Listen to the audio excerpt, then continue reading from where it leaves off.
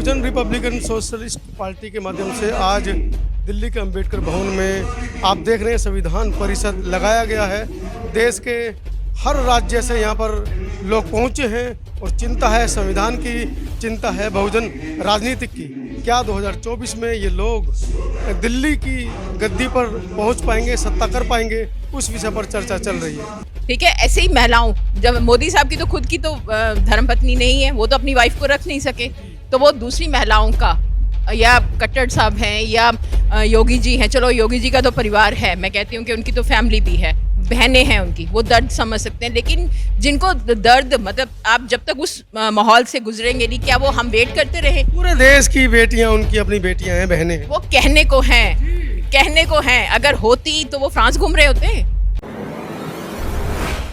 दिल्ली में संविधान परिषद का आयोजन किया जा रहा है। मेरे साथ माननीय रजिता राज हैं, लगातार बहुजनों की आवाज़ को उठा रही हैं। मैडम, क्यों जरूरत पड़ रही है संविधान परिषद की?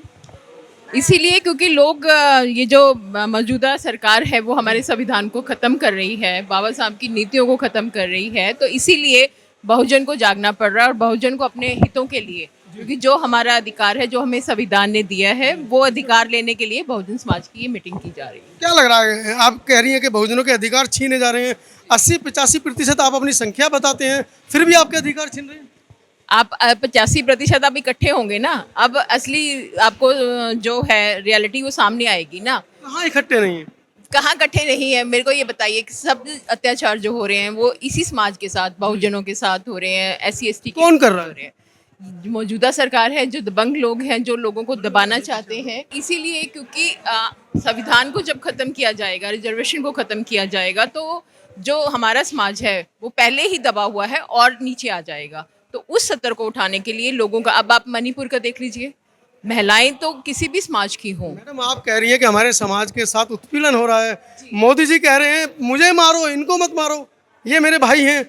मतलब इतनी बड़ी बात एक प्रधानमंत्री बोल रहा है, आपको कैसे समझाएंगे वो कि वो आपके साथ खड़े हैं? मोदी जी अगर साथ खड़े होते, अगर मोदी जी साथ खड़े होते तो हमें सड़कों पे आने की क्या ज़रूरत थी? बहुजन समाज को सड़कों पे आके अपनी मांग, हम कोई भीख नहीं मांग रहे हैं, अपने अधिकार मांग रहे हैं जो हमें सरकार ने, बाबा साहब के संविधान ने दिए हुए हैं, हम वो अधिकार ही चाहते हैं। ठीक है, और वो ये सरकार देना नहीं चाहती।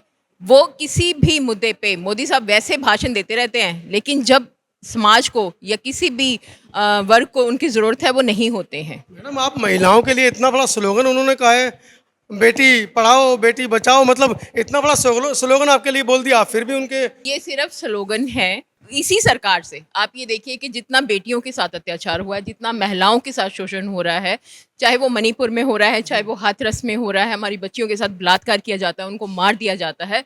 और इस सरकार ने वो नारा तो दे दिया, बेटी पढ़ाओ बेटी बचाओ। मामले पर वो बड़े क्रोध में हैं, वो बता रहे कि मुझे आ रहा है, मैं मतलब दिखा नहीं सकता हूँ, इतने क्रोध में है वो। क्रोध से क्या हो जाएगा भाई? आप जाओ वहाँ पे सिस्टम बनाओ। सिस्टम क्यों नहीं बनाते हैं? क्यों होता है ऐसा मणिपुर जैसा? क्योंकि उन्हें हिंदू राष्ट्र बनाना है।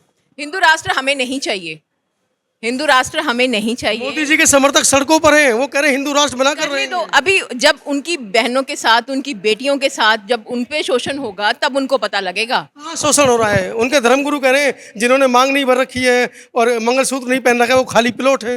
मतलब अपनी महिलाओं के लिए वो ऐसी बातें कर रहे हैं। तो जो समाज, जो सरकार महिलाओं का सम्मान नहीं कर सकती, जो महिलाओं को इज्जत की निगाह से नहीं दे सकती, इस सरकार से तो हमें बेटियां बचानी पड़ रही हैं। बेटियां बचाने, क्योंकि ये सरकार जो है वो, आप कहीं भी, इन्होंने कोई भी आज तक, स्मृति ईरानी वैसे तो हर उस पे आती थी, आप ये देखिए, मतलब 400 रुपए के सिलेंडर पे तो, हाँ, तो वो खुद क्यों नहीं पहनाती? बीजेपी सरकार खुद क्यों नहीं पहनती? क्या महिलाओं को हमेशा मतलब शोषण किया जाएगा? शोषित होंगी महिलाएं हमारे समाज की? क्यों नहीं ऐसा सिस्टम बनाते ये कि भी महिलाओं को और बच्चों को, और जितने भी हमारे कानून इतने सख्त क्यों नहीं किए जाते? सऊदी में आप देखिए, आप किसी को निगाह करिए या चोरी करिए या बलात्कार करिए, हाथ काट दिए जाते हैं। ऐसा सिस्टम यहाँ क्यों नहीं हो सकता भाई? मोदी जी से पूछा जाए, वो मंदिर बना रहे हैं। ये तो संविधान बाबा साहब ने लिखा है, वो चाहते तो लिख सकते थे। बाबा साहब ने तो सभी महिलाओं को अधिकार दिए हैं, सभी समाज की महिलाओं को अधिकार दिए। उन्होंने पार्टिकुलर एक कौम को तो नहीं दिए, एक कौम की महिलाओं को तो नहीं दिए, ये तो एक समाज को दे रहे हैं। मैडम, पूरे देश बना के ब्रह्मा को, कुछ कम्युनिटी को ये कहते हैं कि सबका विकास, हमारा सबका विकास, हमारा वो विकास, ठीक है। तो कहाँ है सबका विकास? चलिए, जातियां तो पुरुषों में है, लेकिन महिलाएं तो पूरे देश की एक है ना। तो महिलाएं एक वर्तमान में केंद्र सरकार के पास लोकसभा भी है, राज्यसभा भी है। उसके बावजूद महिलाएं एकजुट होकर राज्यसभा, लोकसभा के अंदर, संसद के अंदर जो उनको प्रतिनिधित्व है, उसको डिमांड नहीं कर रही हैं।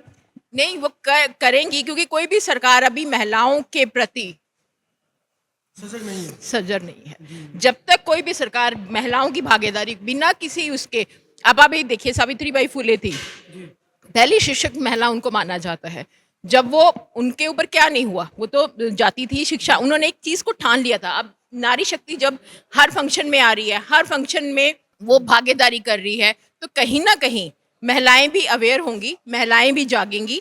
और क्योंकि तब तो मतलब उनके ऊपर कीचड़ फेंके जाते थे, उनके ऊपर पत्थर फेंके जाते थे, लेकिन अब नारी जो है वो शिक्षित हो गई है। नारी को पता है कि हमारी भागीदारी के बिना कोई भी, क्योंकि बाबा साहब भी यही चाहते थे कि महिलाओं का पूरा भागीदारी होनी चाहिए। और अब ये धीरे धीरे हमारे समाज की महिलाएं जाग रही हैं, और जब ये जाग जाएंगी तो भागीदारी और हिस्सेदारी हमें अपने आप मिलेगी। क्या लगता है, बहुजन रिपब्लिकन सोशलिस्ट पार्टी की आप महिला विंग की एक बड़ी पदाधिकारी हैं, क्या लगता है 2024 में आप कुछ करामात कर पाएंगे? मैं बहुत बड़ी अधिकारी नहीं हूँ, मैं भी एक सारी उत्तर प्रदेश लेवल की आप एक कार्यकर्ता हूँ मैं भी, और इस पार्टी से अभी मैं जुड़ी हूँ, क्योंकि माने साहब के नेतृत्व में इसी ही पार्टी ने महिलाओं की भागीदारी को सुनिश्चित किया है। अगर कल को हमारा पार्टी हर एक मूवमेंट में, हर एक स्टेट में मूवमेंट करेगी, अगर हमें लगता है क्योंकि कि कोई महिला सक्षम है, तो उसको इस पार्टी से टिकट भी दिया जाएगा, और वो चुन के मतलब सांसद में जाएंगी और मंत्री बनेंगी। और अब तो नहीं लगेगा कि टिकट बेच रहे हैं पुरानी पार्टियों की तरह? जी नहीं, हमें ऐसा नहीं है, हम देंगे, वो सारा डिसीजन करेंगे, पृथ्वीराज जी करेंगे, माने साहब करेंगे, जितने भी। यहाँ पे कोई डिसीजन एक हिटलर की तरह नहीं होता, मोदी जी ने कह दिया तो ये चीज़ है तो वही होगी, यहाँ पे ऐसा सिस्टम नहीं है। यहाँ पे और भी बहुजन समाज की और भी पार्टियां हैं जो उत्तर प्रदेश में पहले से भी काम कर रही हैं, कुछ नई और पार्टियां बनी हैं।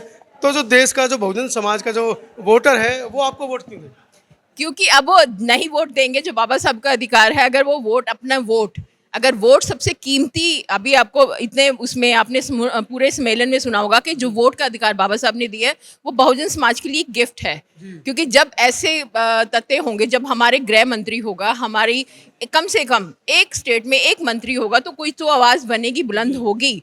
ठीक है, ऐसे ही महिलाओं, जब मोदी साहब की तो खुद की तो धर्मपत्नी नहीं है, वो तो अपनी वाइफ को रख नहीं सके, तो वो दूसरी महिलाओं का, या कट्टर साहब हैं, या योगी जी हैं, चलो योगी जी का तो परिवार है, मैं कहती हूँ कि उनकी तो फैमिली भी है, बहनें हैं उनकी, वो दर्द समझ सकते हैं। लेकिन जिनको दर्द, मतलब आप जब तक उस माहौल से गुजरेंगे नहीं, क्या वो हम वेट करते रहे? पूरे देश की बेटियां, उनकी अपनी बेटियां हैं, बहनें हैं। वो कहने को हैं, कहने को हैं, अगर होती तो वो फ्रांस घूम रहे होते, वो फ्रांस जाते। अगर फ्रांस में भी उनकी बहनें हैं। जंतर मंतर पे बेटियां बैठी रही, धरना हुआ, वो भी समाज की, हम किसी भी वो दलित समाज की बेटियां थी, जाटों की बेटियां थी। जाटों की, वो किसी बेटियां, ब्राह्मणों की बेटियां नहीं थी, क्षत्रियों की बेटियां नहीं थी। हाँ, तो फिर इसीलिए उनको पूछा नहीं जा रहा था। हमारे लिए बाबा साहब के संविधान के अकॉर्डिंग सारी बेटियां, सारी, चाहे वो किसी भी समाज से है, नारी शक्ति है वो, और नारी शक्ति को हमें अभी जगाना है। अगर नारी शक्ति जाग जाएगी तो फिर कोई भी सरकार में जितनी उनकी भागीदारी है, जितनी मंत्रियों की होगी, उतनी नारी शक्ति की भी होगी। क्योंकि एक महिला शिक्षित होगी, ठीक है, मैं बाबा साहब के, अब मैं जो फिलॉसफी मानती हूँ, मैं मानती हूँ अब तीसरे मुद्दे पे आएंगे हम बाबा साहब के। उन्होंने कहा था, शिक्षित बनो, संगठित हो और संघर्ष करो। अब जो महिलाएं हैं वो बाबा साहब के तीसरे फॉर्मूले पे चलेंगी, संघर्ष करेंगे तो संगठित होंगे, ठीक है। तो उस वजह से हम समाज को जोड़ेंगे। कोई बात नहीं, 1 साल लगेगा, 2024 के इलेक्शन है, 27 के इलेक्शन है, पंजाब में है, हरियाणा में है, लेकिन हम ये क्यों करें कि हर, जैसे मणिपुर में अब आप चांद तक तो पहुंच रहे हैं, ये धरती रहने लायक है क्या? आप बताइए। मैं आपके माध्यम से, आपके चैनल से पूछती हूँ, क्या ये जो धरती है, ये किसी महिला के लिए, बच्चों के लिए रहने लायक है? मैं खुद डीजीपी साहब की वाइफ हूँ, मेरे एक महिला भी हूँ, एक माँ भी हूँ, मैं खुद, हमें आपको पता है कि में हम जहाँ पे हैं, हमारे साथ सिक्योरिटी होती है, सब कुछ होता है, लेकिन 9 बजे के बाद मैं अपनी बेटियों को, दोनों बेटियों को बाहर मतलब भेजते हुए, या मैं खुद जाते हुए डरती हूँ। हाँ, क्योंकि सिस्टम नहीं है। अब आप देखिए, लंदन में वो जो उनके प्राइम मिनिस्टर थे, वो जा रहे थे, ठीक है, उन्होंने बेल्ट नहीं लगाई हुई थी, चलान काट दिया। कांस्टेबल ने कहा अब प्राइम मिनिस्टर होंगे तो वहां होंगे ऑफिस में, यहाँ आप नागरिक हैं, आम नागरिक की तरह बिहेव करिए। वहाँ तो चलान इसलिए काटा जाता है कि कानून मनवाना है। हमारे यहाँ भी प्रधानमंत्री इंदिरा गांधी का चलान काटा था, लेकिन चलान कटने के बाद चलान की बात नहीं हुई। जिसने चलान काटा वो राष्ट्रीय स्तर की नेता बन गई आज। तो मैं वही तो कह रही हूँ ना, वो राष्ट्रीय स्तर की नेता बन गई, लेकिन जब तक किसी महिलाओं की बातें जब करती थी, जब सीट पड़ती, अब नहीं करती। अब इसलिए क्योंकि जब तक हम अपना निजी हित नहीं छोड़ेंगे, सार्वजनिक हित पे नहीं आएंगे, कोई भी पार्टी जब तक अपने सारे जितने ये संगठन इकट्ठे हो रहे हैं, क्यों हो रहे हैं? बहुजन अगर रोड पे आ रहा है तो क्यों आ रहा है? क्योंकि अब सबका सार्वजनिक हित हो गया है, निजी हित छोड़ रहे हैं। वो कुछ व्यक्ति होते हैं, हर एक समाज में होते हैं जिनका निजी हित होता है। ये बहुत लंबा इंटरव्यू हो गया है, लेकिन मुझे लगता है कि बड़ा एक साक्षर इंटरव्यू हुआ है। महिलाओं को लेकर बड़ी चर्चा हुई है और देश की महिलाएं इस तरीके से अपनी मुखर आवाज़ को उठा रही हैं, तो मुझे लगता है कि चिंता का विषय है। कहीं ना कहीं महिलाओं के जो अधिकार हैं वो वाकई में उनको छीना जा रहा है। और जब इस तरह की महिलाएं मुखर होकर अपनी आवाज़ को उठाती हैं तो कहीं ना कहीं आसार भी नज़र आता है कि आने वाला समय महिलाओं के लिए अच्छा होगा। हम चाहते हैं महिलाओं के लिए अच्छा हो, क्योंकि ये वही देश है जिसमें हमने अपनी दादी, अपनी माँ, अपनी बहन के साथ बचपन गुजारा है और आज अपनी बीवी और अपनी बेटियों के साथ जीवन के अगले पड़ाव को हम गुजार रहे हैं। लेकिन अगर उनको अधिकार नहीं मिल पाए और डर के साए में जिएंगी तो हमें लगता है कि हमारा जीवन व्यर्थ है, हमारा काम करना व्यर्थ है। वीडियो के बारे में आपकी क्या राय है और मैडम ने जो पूरी बातें रखी हैं महिलाओं को लेकर, आपका क्या कहना है? कमेंट सेक्शन में ज़रूर लिखिएगा। धन्यवाद।